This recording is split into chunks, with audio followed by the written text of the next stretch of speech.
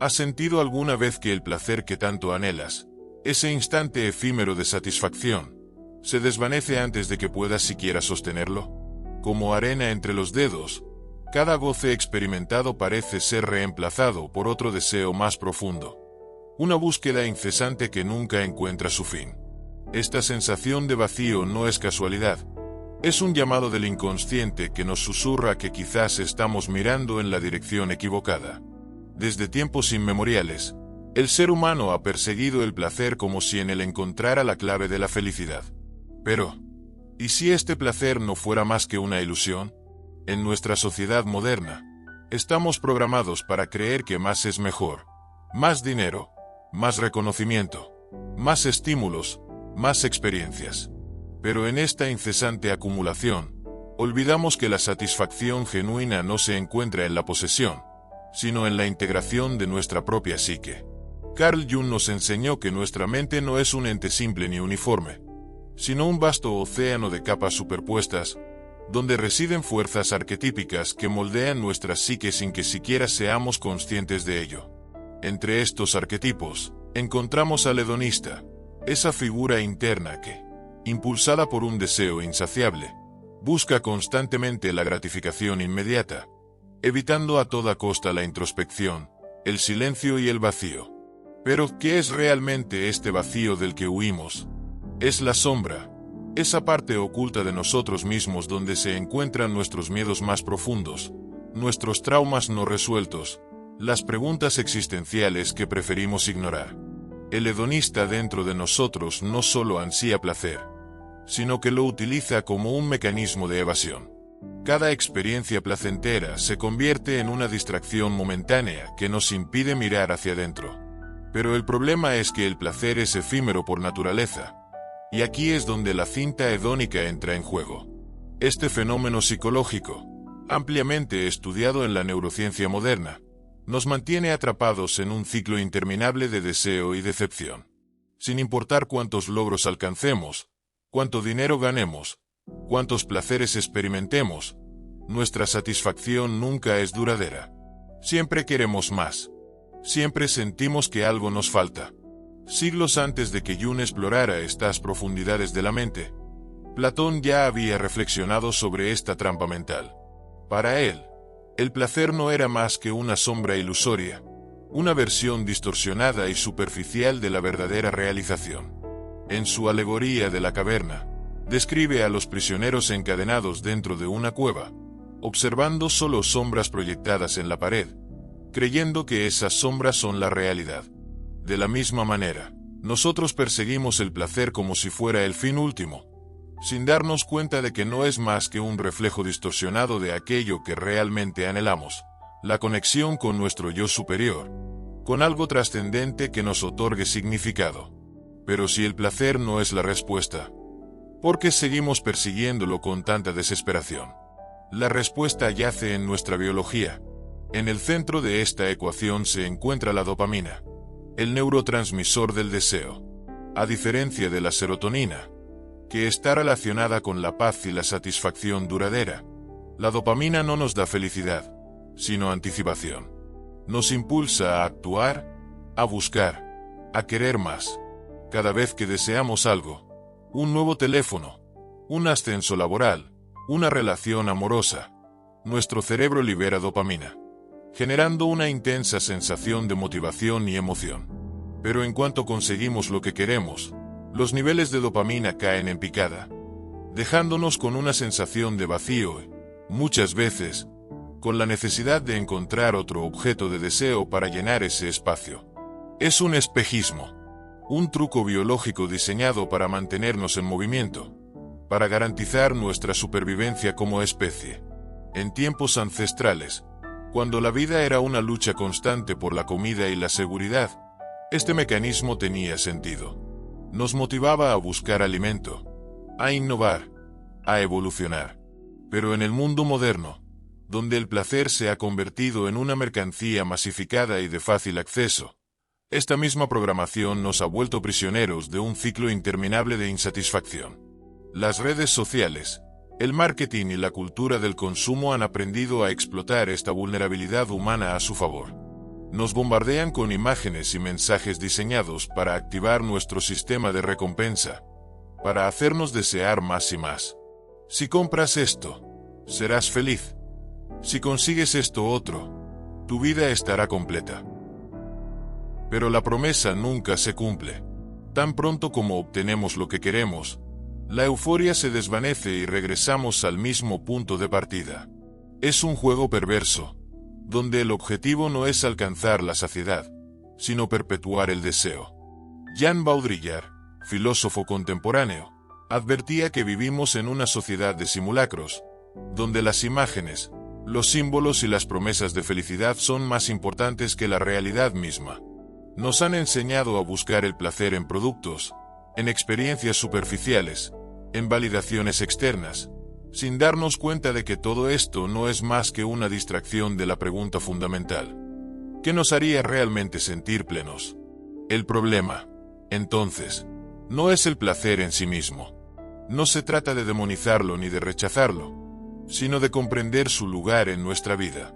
La clave no está en eliminar el deseo, sino en redirigirlo.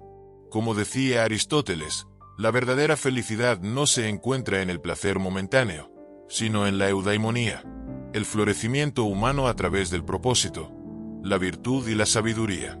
Nietzsche, por su parte, argumentaba que aquellos que buscan evitar el sufrimiento a toda costa, persiguiendo únicamente la comodidad y el placer, terminan debilitando su espíritu. Para él, la grandeza surge precisamente del enfrentamiento con la adversidad, del coraje para enfrentar la vida en toda su crudeza, sin anestesias ni distracciones. Solo quien se atreve a mirar dentro de su propia sombra y abrazar su dolor puede trascender la trampa del hedonismo vacío. Desde la psicología moderna, la logoterapia de Viktor Frankl nos ofrece una visión similar.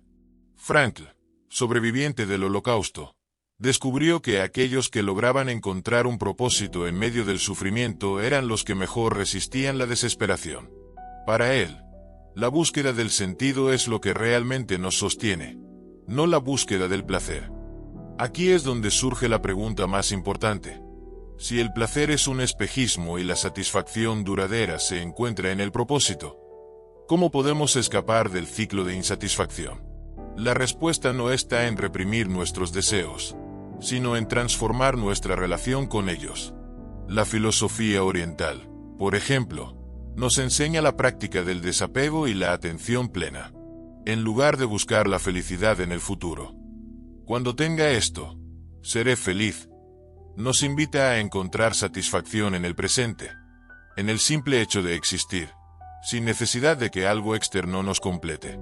Por otro lado, la psicología positiva nos habla de la importancia de cultivar estados de flow, aquellos momentos en los que estamos tan inmersos en una actividad significativa que perdemos la noción del tiempo. Es en estos estados donde encontramos una forma de satisfacción más profunda y duradera, alejada de la efímera gratificación instantánea.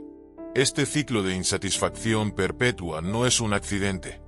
Ha sido explotado por la sociedad de consumo. Vivimos en un mundo donde la publicidad nos bombardea con la idea de que la felicidad está en el próximo iPhone, en el siguiente ascenso, en ese par de zapatos que aún no has comprado. Baudrillard lo llamaba el mundo de los simulacros, imágenes y promesas que parecen reales, pero que en el fondo están vacías. Es el placer convertido en producto, diseñado no para saciarte, sino para mantenerte eternamente insatisfecho. Aquí es donde la filosofía y la psicología convergen. Friedrich Nietzsche advertía que solo los débiles morales caen en la trampa del placer efímero. En lugar de perseguir comodidades pasajeras, nos invitaba a encontrar significado en la lucha y en la trascendencia del sufrimiento. Por su parte, Viktor Frankl, tras sobrevivir al horror del Holocausto, desarrolló la logoterapia, una teoría que sostiene que el sentido de la vida no está en buscar placer ni en evitar el dolor, sino en hallar un propósito profundo. Cuando el placer es el fin último, nos convertimos en esclavos de un deseo insaciable. Pero cuando el placer se convierte en una consecuencia natural de una vida con significado, nos liberamos del ciclo de insatisfacción.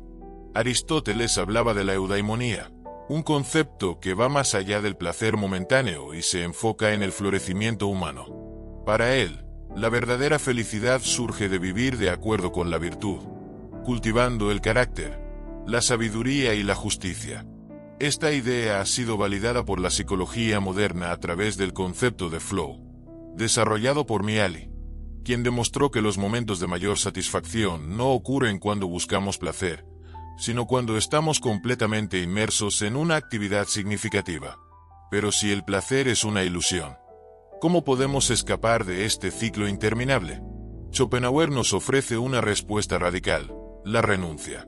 Para él, la única forma de liberarse de la trampa del deseo constante es a través de la contemplación, el arte y la elevación espiritual. En psicología, esto se conoce como tolerancia al placer. Cuanto más nos exponemos a una fuente de gratificación, menos efectiva se vuelve. De ahí que muchas personas busquen estímulos cada vez más intensos, más compras, más redes sociales, más experiencias extremas. Sin embargo, al final del camino, el vacío sigue ahí, esperando ser confrontado. Aquí es donde surge una pregunta fundamental. ¿Realmente buscamos placer o huimos del malestar? La indefensión aprendida es un fenómeno psicológico que nos enseña que, cuando evitamos el dolor a toda costa, nos volvemos pasivos ante la vida. Usamos el placer como un refugio, una forma de distraernos de traumas no resueltos, de heridas que aún no han sanado. Pero, ¿qué pasaría si en lugar de huir del malestar, aprendiéramos a escucharlo? Kierkegaard nos enseñó que la angustia no es un enemigo, sino una señal de que estamos en un proceso de transformación.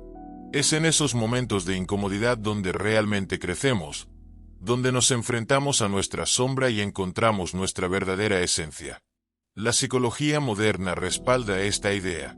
Terapias como la cognitivo-conductual nos enseñan que enfrentar nuestras emociones negativas, en lugar de reprimirlas, es clave para sanar y evolucionar. No se trata de evitar el sufrimiento, sino de darle un propósito. Jung mismo afirmaba que aquello a lo que te resistes, persiste, pero aquello que aceptas, se transforma. Si el placer es una ilusión que nos mantiene atrapados en un ciclo de deseos interminables, ¿dónde encontramos algo más sólido? La respuesta no está en eliminar el deseo, sino en transformar nuestra relación con él. En lugar de perseguir la felicidad como un destino final, podemos enfocarnos en el proceso, en la experiencia misma de vivir con conciencia. La filosofía oriental nos invita a la atención plena, mindfulness, vivir el presente sin aferrarnos a expectativas futuras ni obsesionarnos con lo que aún no tenemos. Esta práctica nos enseña que el sufrimiento no proviene de la falta de placer, sino del apego al deseo de que las cosas sean diferentes a como son. Cuando dejamos de luchar contra la realidad y aprendemos a aceptar cada momento tal como se presenta, descubrimos que la felicidad no está en el futuro, sino en la apreciación del presente. Encontrar satisfacción en el aquí y el ahora es una habilidad que se puede desarrollar. La contemplación de lo cotidiano, la calidez del sol en la piel, el aroma del café recién hecho, el sonido del viento entre los árboles, nos recuerda que no necesitamos grandes logros ni placeres intensos para experimentar bienestar. Esta práctica es fundamental porque nos ancla en una realidad más estable que el placer fugaz. La gratitud por lo que ya es. Susan David, psicóloga experta en resiliencia emocional, señala que la verdadera fortaleza no radica en evitar las emociones difíciles, sino en aprender a convivir con ellas sin reprimirlas ni dejarnos dominar por ellas. La paradoja es que cuanto más intentamos huir del malestar a través del placer inmediato, más nos hundimos en la insatisfacción crónica. En cambio, cuando aceptamos la incomodidad, el miedo, la tristeza o la frustración como parte natural de la vida, desarrollamos una estabilidad emocional más profunda. Esta perspectiva se relaciona con la idea budista de que el sufrimiento es inevitable, pero el apego al sufrimiento es opcional. Si aprendemos a observar nuestras emociones sin identificarnos completamente con ellas, nos liberamos de la necesidad de buscar placer como mecanismo de escape.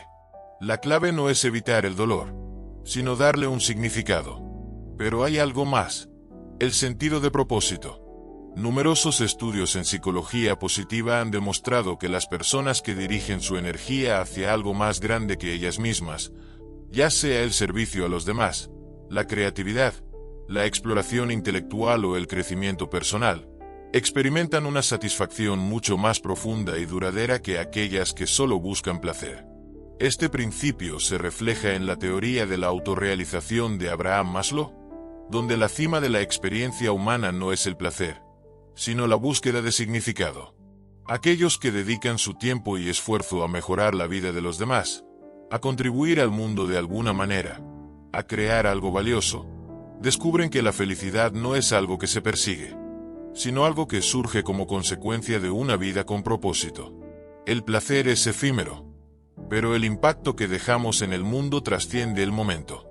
En lugar de buscar satisfacción en gratificaciones superficiales, podemos encontrarla en la creación, el aprendizaje, la conexión con otros, el desarrollo de nuestra propia esencia.